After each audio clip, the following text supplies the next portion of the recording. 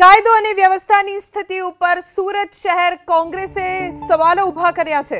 સુરત શહેર કોંગ્રેસે સીએમ અને ગૃહ રાજ્યમંત્રીને પત્ર લખ્યો। કોંગ્રેસ નેતા દર્શન નાયકે મુખ્યમંત્રીને પત્ર લખ્યો।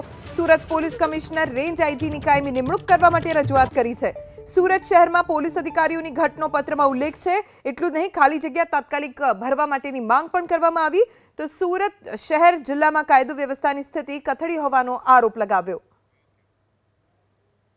સુરત શહેર સહિત જિલ્લામાં કાયદો વ્યવસ્થાને લઈને સ્થિતિ કથળી છે, આરોપ લગાવવામાં આવ્યો છે કોંગ્રેસ નેતા દર્શન નાયક દ્વારા। આપણી સાથે મોજૂદ છે। કેમ આરોપ? ખાસ કરીને ગુજરાતમાં છેલ્લા 30 વર્ષથી ભારતીય જનતા પાર્ટીનું શાસન છે। વારંવાર ભારતીય જનતા પાર્ટીના આગેવાનો, મુખ્યમંત્રી શ્રી, ગૃહમંત્રી શ્રી સુશાસન, સુવહીવટ, સબ સલામતની વારંવાર વાતો કરે છે।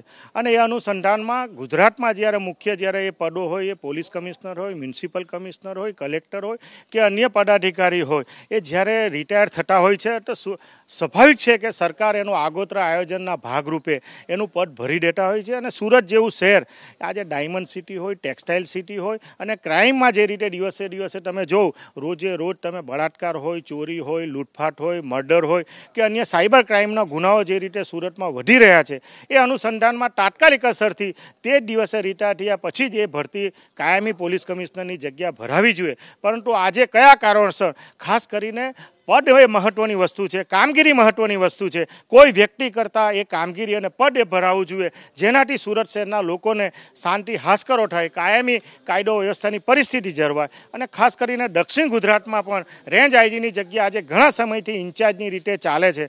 6 જિલ્લા જેટલા લગભગ એના પણ 1 કરોડની વસ્તીની આસપાસ એ પણ ધણી ધોરી વિનાનું કામગીરી ચાલી રહી છે, ઇન્ચાર્જથી ચાલે છે। આ બંને ઇન્ચાર્જની જગ્યા તાત્કાલિક અસરથી ભરાય અને દક્ષિણ ગુજરાત અને ખાસ કરીને સુરતના લોકોના હિતમાં કયા પ્રકારની, અને સ્વાભાવિક છે કે લોકોની આશા અને અપેક્ષા સુરતના ગૃહમંત્રી સ્થાનિક હોવાથી એમના હૈયે સુરતનું હિત સચવાયેલું છે અને હિતમાં કઈ જગ્યાએ ચૂક થઈ એ ચૂકને યાદ કરાવવા માટે તાત્કાલિક અસરથી આ પોલીસ કમિશનરની ભરતી થાય એ માટેનો મેં પત્ર લખ્યો છે।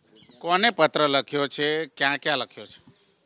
મેં સુરત અને દક્ષિણ ગુજરાતના લોકોના હિતમાં માનનીય મુખ્યમંત્રીશ્રી અને માનનીય ગૃહમંત્રીશ્રીને પત્ર લખીને વિનંતી કરી છે કોઈ વ્યક્તિ કરતાં પદ અને એને કામગીરીને મહત્ત્વ બતાવીને સુરતના લોકોના હિતમાં કામ કરશો એ માટેનો મેં વિનંતી કરતો પત્ર લખ્યો।